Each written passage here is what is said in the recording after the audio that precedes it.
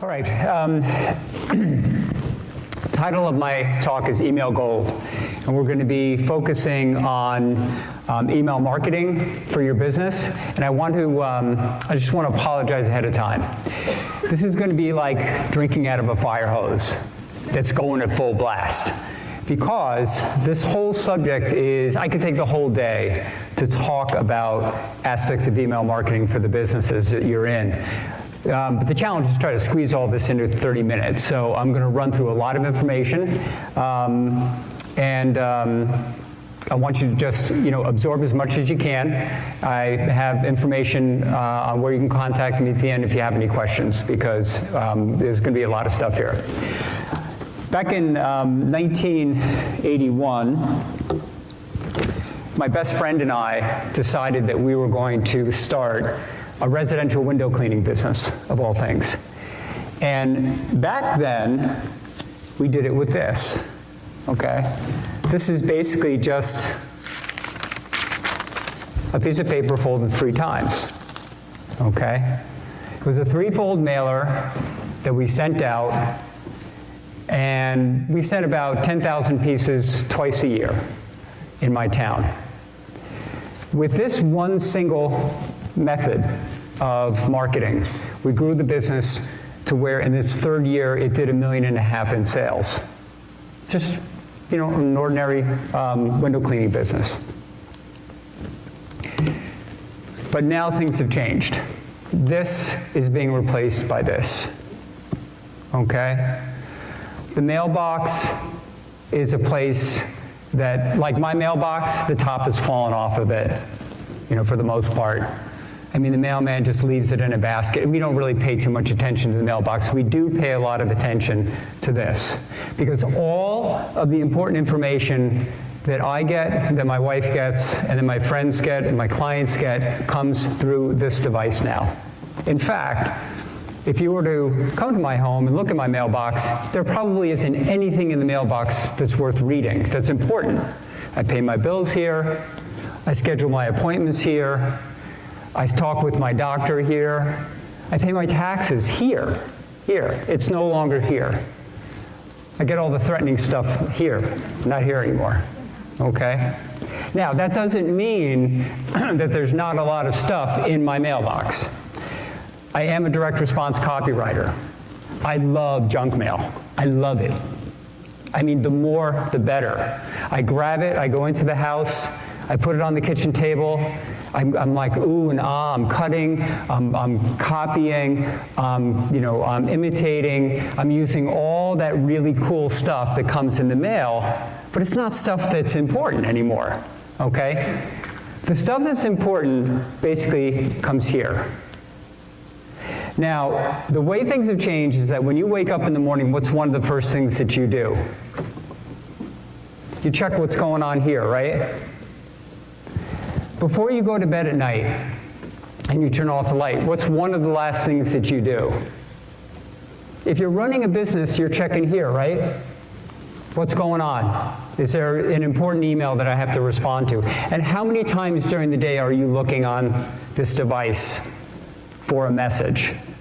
So things certainly have changed, and if your business doesn't change with it, if your business is not keeping up with the way that messages are being delivered to your audience, then you're going to be left behind.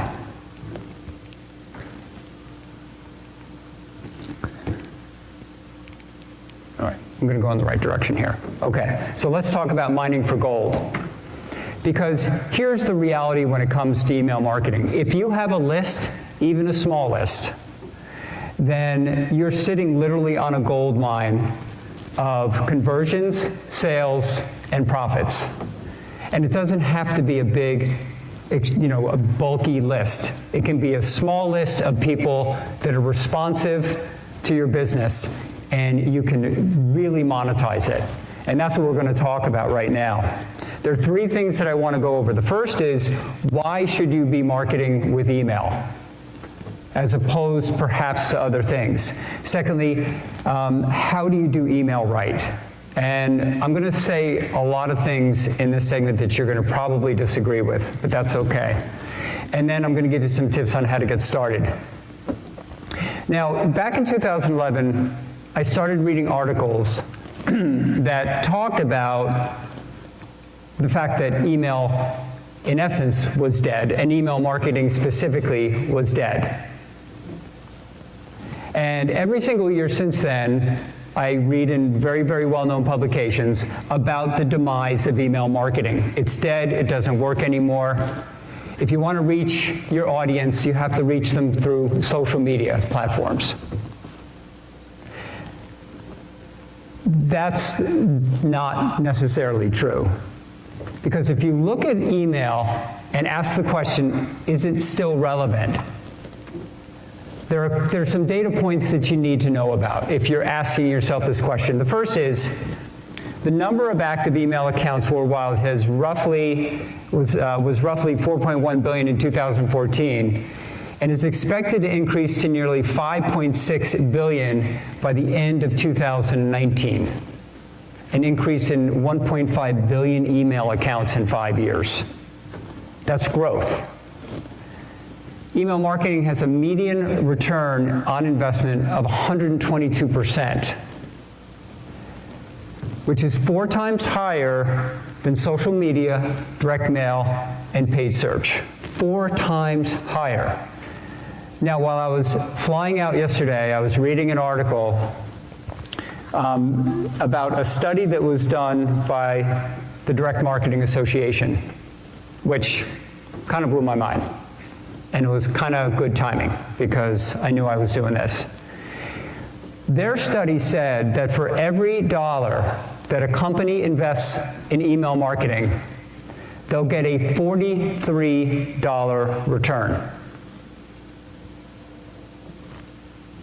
Now, I don't know about you, but when I was, in the window cleaning business, if I invested $1 in advertising and I got $2 back, I'm going like this.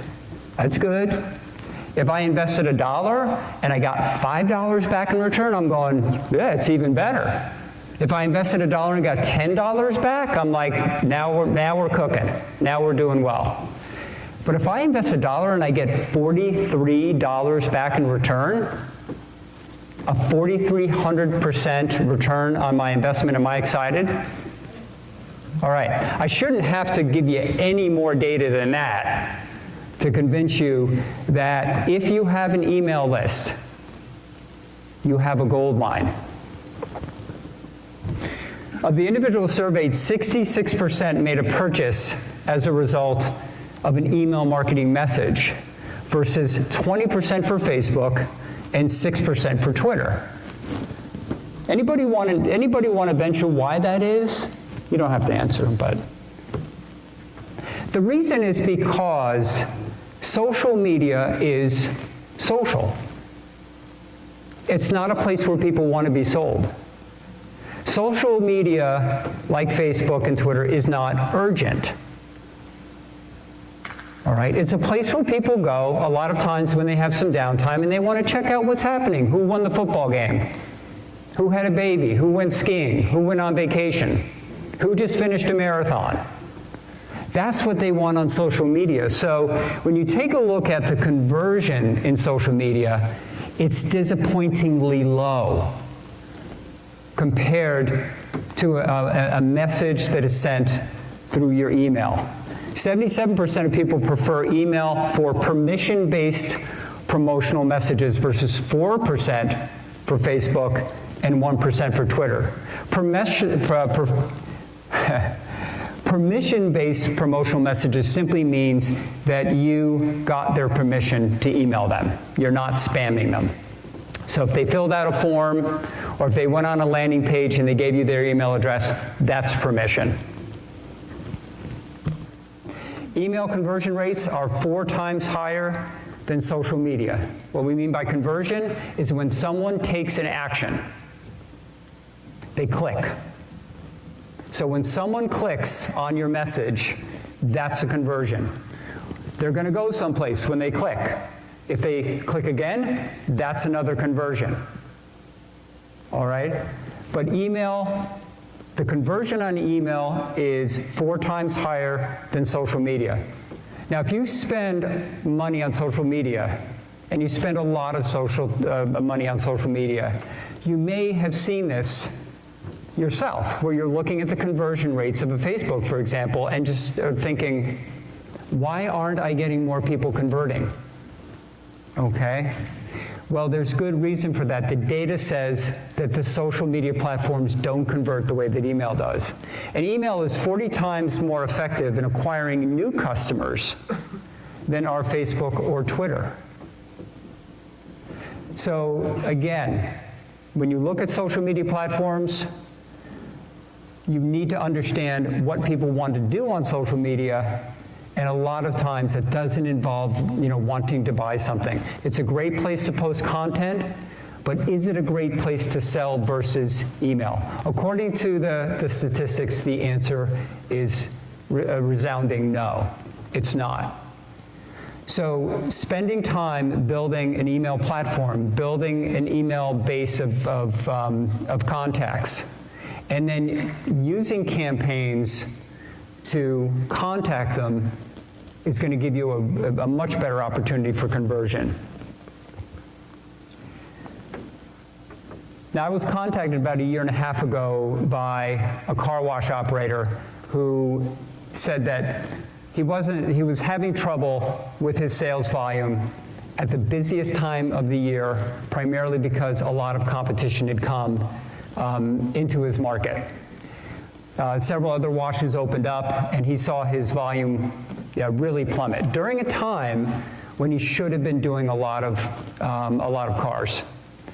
So he asked me if I could help him with this issue, because he was told that he should be emailing his customers.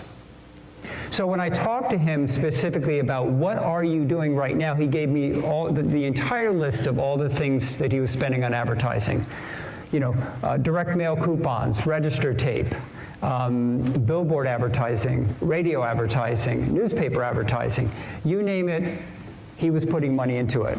Okay, but it wasn't driving more cars. He was also spending a lot of money on Facebook, but the cars were not showing up. So I asked him, I said, well, how often are you emailing your customers? He said, well, maybe 4 or 5 times a year. I was like, okay, why is that? And his answer was, email doesn't work. I tried it one time, and I didn't get good results. I said, well, tell me about the one time that you tried it. He said, well, we sent out an offer by email. I only made $2,500 off the email. I said, okay, well, let's take a look at that. The email cost you how much to produce? He said nothing. He has a constant contact account, pays a little fee for them to hold the email addresses, but for the most part, the email didn't cost him anything. I said, so you didn't spend anything and you got a $2,500 return on that. I would not call that a failure. But his expectation was that he was going to do much more, so to him, email marketing didn't work. So I said, okay, here's what we're going to do. We're going to create an email campaign, an email marketing campaign for your list. And I'll tell you a little bit about his list in 1 second. And we're going to do it for Mother's Day, which is just around the corner. And it's going to be a 4-email sequence that we're going to send on Tuesday, Thursday, Friday, and Saturday. Over 5 days, we're going to send 4 emails with an offer. How many people do you have on your email list? He says to me, last time I checked, about 174,000. So I'm like, he heard me audibly fall out of my chair, okay? When I got up, I said, you have 174,000 people on your email list, and you're telling me that you don't email these people? He says, it doesn't work. I said, okay, give me access to your account. I need to go in and do some things. So before we ran this campaign, I needed to do some things with this list. The first thing I needed to do was scrub it. I had to get rid of all the bounce addresses. I needed to get rid of all the unsubscribes. And then I went through and I ran a filter over the prior year, and I separated the people that did not open any of his emails in the past year. So I ended up with an email list of about 42 to 43,000 people, okay? But these were people that had actually opened his emails. So I wanted to start there. So we ran the sequence, and sure enough, as soon as his shopping cart closed for the day on Saturday, he called me up. And he said, hey, wow. He says, I don't know what to say. I'm like, oh boy, you didn't sell anything, right? He goes, we did $45,017 in online sales for a particular offer that we were giving him, or giving the customers. I said, is that good? He says, that's stunning. He says, I want to do this every day. I said, well, you can't do it every day. I said, but we can do it more often than you're doing it now. So it was a very happy Mother's Day for this one particular car wash operator. And since then, he's gone on to do a lot of, different campaigns. But he was a person who, been in business for 30, 35 years, who truly believed that email marketing didn't work because he never really tried it the right way. So what is the secret to how this worked? And this may be completely different than what you think. I would like to think that it was the amazing, copywriting, for the emails, but it really wasn't. What I'm going to tell you right now could pay for the entire conference for you, okay? How he did it depends on the offer. And what I will tell you is that almost everybody that I start working with gives me a sucky offer, okay? And I have to tell you that whether it's advertising or whether it's email marketing, if the offer sucks, it doesn't matter how good your copywriter is. I can't out-copy a bad offer. However, a phenomenal offer can make even bad copy sound good. All right? So what I want you to think about, and this is what I told my client, because the first offer he gave me, I said, we're not doing that. I said, nobody's gonna, no wonder you don't think email marketing works. This offer is terrible. And you don't have to give away the farm when you're creating an offer. What I want you to think about with offers and email marketing is this. Take what your normal offer would be, what you'd be happy with in terms of an offer, and then start to stack additional benefits to that particular offer. I just call them bonuses. Bonus 1, bonus 2, bonus 3. If you buy this now, in addition to the item that you're buying, you're going to be getting this, you're going to be getting this, you're going to be getting this, and this. In other words, you stack that offer up to the point where someone looks at that offer and says, I can't not take this, right? I can't not click on this. And that's what we did with the Mother's Day special. We created an offer that he was totally happy with in terms of how much money he was going to make from it. And then we stacked some bonuses on top of it. Okay? And that's what made the campaign work, was the offer. So think about your marketing, especially if you're marketing through email. Look at your offers. Are those offers compelling? Would it get you to click, to buy, and to, basically, come to the museum, watch the movie, bring the family out? Would you actually do it? Is the offer that compelling? And that's, in essence, the secret sauce. Again, I'd like to think it's just the writing, the beautiful headlines, all right? Hitting all the right, emotional triggers. But really what it comes down to is it a good offer? Can it work for you? Yes, it can work for any business. I work with every type of business imaginable. Retailers, brick and mortar companies, e-commerce companies, digital marketers, everybody. And email marketing in this capacity will work for every single business that's out there. It doesn't matter who you are. So where do you start? The first place that you want to start when it comes to your email marketing is deliverability. Because if you can't deliver an email to your customer, to your prospect, to the person that's opted into a list, then it doesn't matter what you're writing and it doesn't matter what you're offering if they never see it.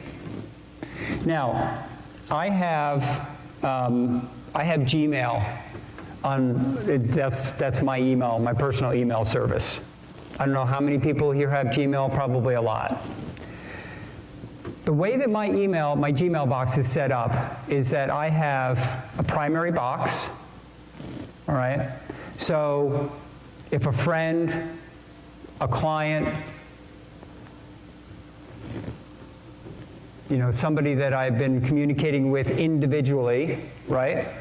If they email me, that shows up in my primary email box. One person. That's the important stuff. And I don't really I get enough, but I'm not overwhelmed. The second box is called the update box.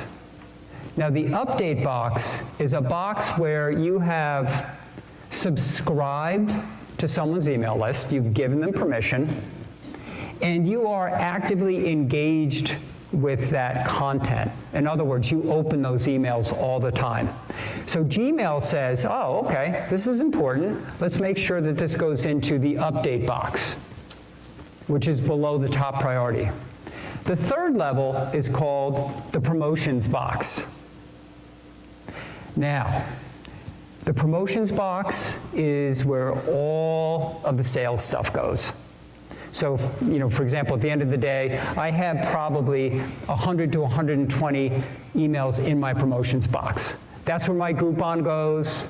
That's where the coupon for the local restaurant goes. That's where all of the promotional stuff goes, okay? And then you have something called your social box. So if you have social updates, they show up in your social box. So as an email marketer, your goal is to get into the update box. You'll never make it to the primary box, simply because you're sending out emails to more than one individual, okay? But you're most likely, if you get into the primary box, awesome. But the best place that you can get other than that is into the update box, because people do check their update box. Now, deliverability, as I said, if your emails are hitting the promotions box, then that could explain why your open rates are low. You may have a phenomenal offer. You may have the best copywriter to get people to convert. But if you don't have anybody looking at your email because they can't find it, then guess what? All of that is wasted. A friend of mine owns a local business, and he created an unlimited service campaign, service offering for his business. And he asked me, he said, hey, did you hear about my unlimited plan? I'm like, no. And I'm on his email list. And he said, you didn't? I sent you an email on it. I said, well, I didn't get it. When did you send it? I sent it a week ago. So I went into my promotions, but I couldn't find it. Couldn't find it in my primary box, couldn't find it in my update box. I went to the promotions box, I typed in the name of his company, boom, there it was. Okay? I went back to him and I said, I never saw it. In fact, I haven't seen one of your emails for years. Even though you've been sending them to me, I don't see them because they're not being delivered.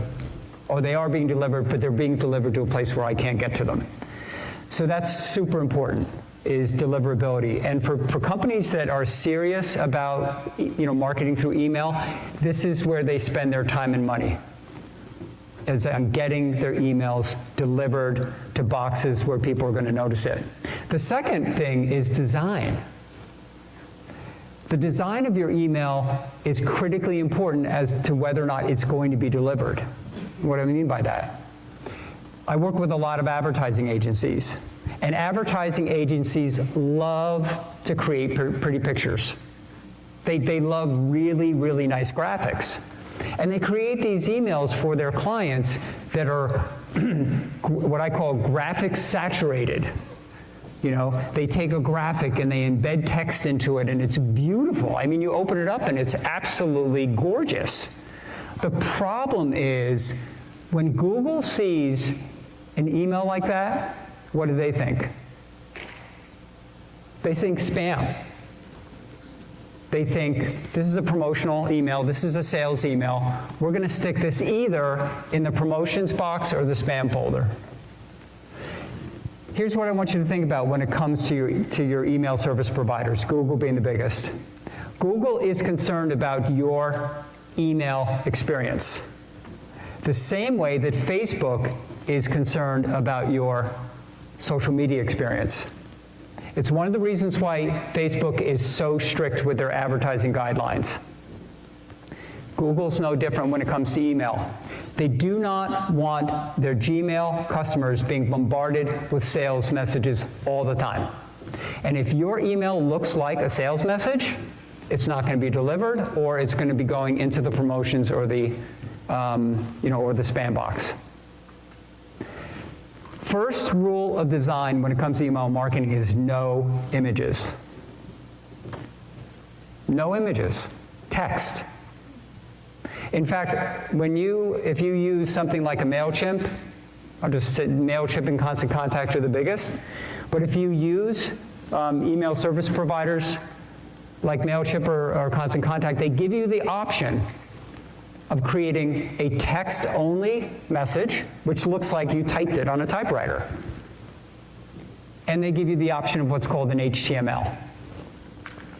The text-only, the challenge with text-only is that you cannot put any links in it. If you want somebody to go to your URL, you have to actually instruct them to copy and paste it, okay? So you have to use an HTML format so that you can include links, but don't put any images in the email.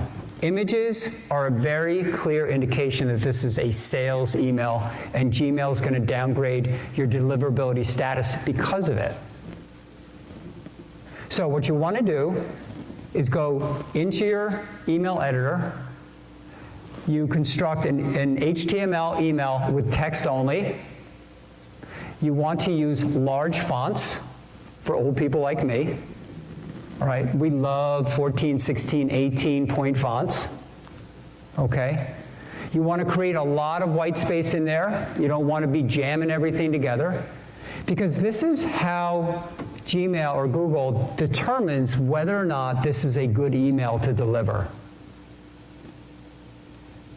Now, the message. When you look at messaging, there are 4 things that you want to do in your email. Outside of the subject line, because subject line could take 3 hours. Inside the email, there are 4 things you need to do. Number 1, you need to make a great promise. Your first line, that lead sentence, has to promise them something. The second thing you need to do is to show them how you're going to deliver that promise. The third thing that you need to do in every email is you need to have some proof. And this is what we would call social proof. You have a couple of little snippets of testimonial copy. And if you don't have a testimonial file, start building one. Start building a file of people who love you. And you're going to put that, into your email. The last thing you do, number 4, is what we call push. That's your offer.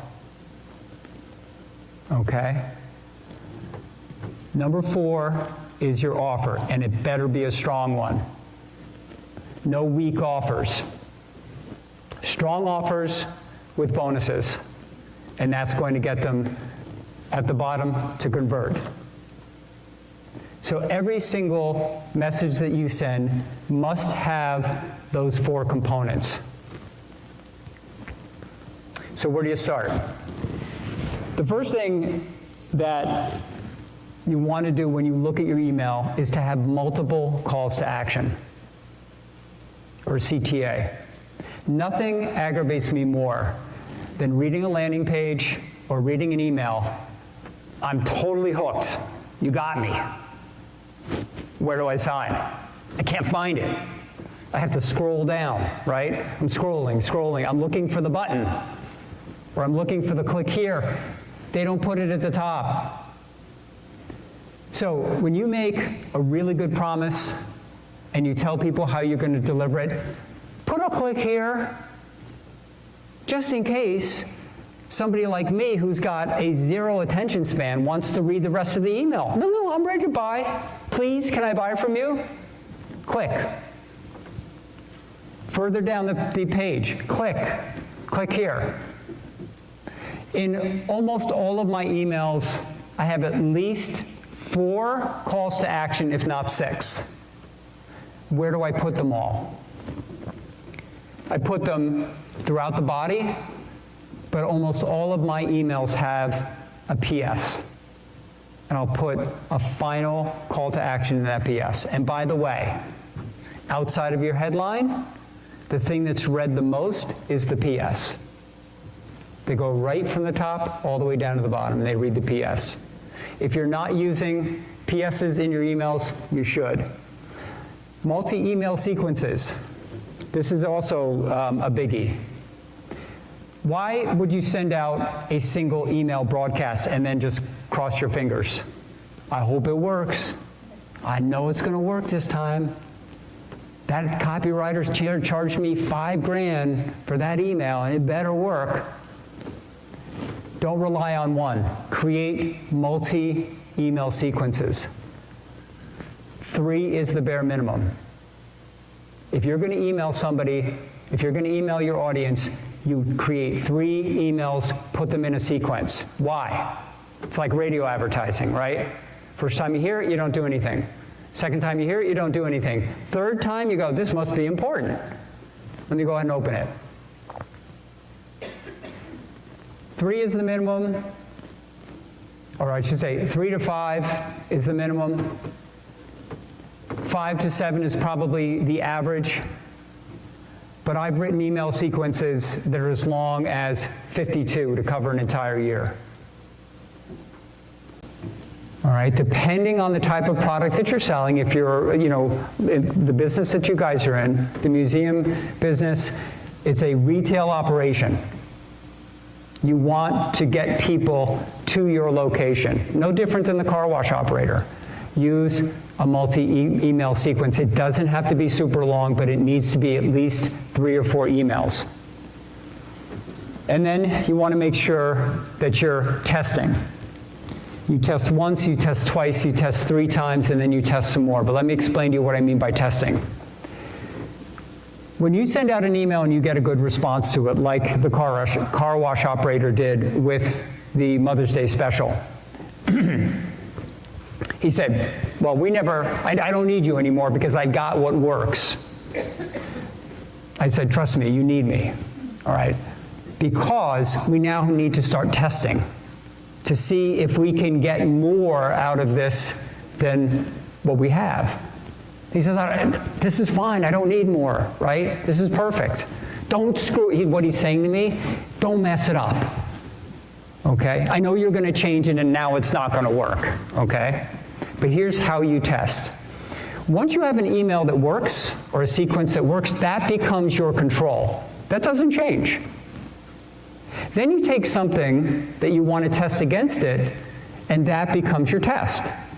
Control is your A, test is your B. You're always testing your control. All right? So I'll tell you what, let's go ahead and just change the wording a little bit in this campaign. Let's see if we get a better response. We do? Great. B now becomes a new control. All right? Now I have a new control I'm going to test against. It eventually gets to the point where you're getting to the point with your testing where you're actually testing things like font size, font color, headline boldness. I mean, you're really getting down to the nitty-gritty to see how much better you can make the response. So you have to test all the time. Okay, quickly run through some tips. Always get permission to email with a double opt-in. I get a lot of argument about this. When you have somebody, opt into your email list, send them, and your email provider will do this, send them a confirmation or send them an email and make them confirm that their email is theirs, okay? That's what we call permission. Once you have permission, Google knows it. When you have an email with permission, they give you a much higher delivery status. Email your list at least once a week. If you're not emailing your list once a week, you're going to get a high spam report when you do. Because people forget that they signed up. Get in front of them every single week. And probably one of the best ways to do this is with a newsletter. But if you don't want to sit there and just, keep coming up with content, if you want to do a newsletter format, that's a great way to do it. But keep your audience engaged. Be in front of them, bare minimum, once a week.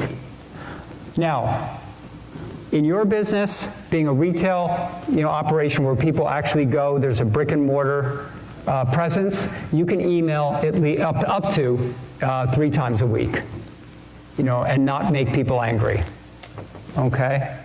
But once a week is a bare minimum. Use HTML text-only format with no images. We talked about that.